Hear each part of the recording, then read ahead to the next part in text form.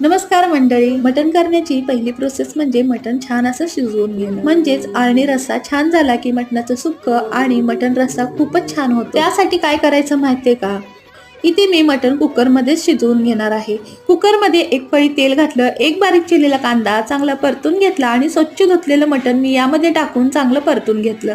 या ठिकाणी तुम्ही आलं लसणाची पेस्टही घालू शकता 1 चमचा.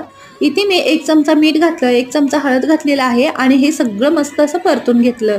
मटणाला त्याचं अंगचं पाणी सुटतं ते पूर्णपणे आटवून घ्यायचंय. मटणाला सुटलेलं पाणी पूर्णपणे आटलं की तेल सुटेपर्यंत मटण छान असं परतून घ्यायचं.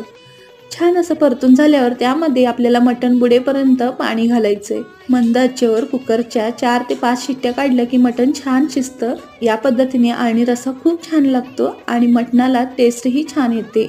मटण आपलं छान शिजलं आहे, बघू शकता तुम्ही. आता या स्टॉक पासून आपल्याला रस्सा आणि मटणापासून सुक्कही बनवायचंय.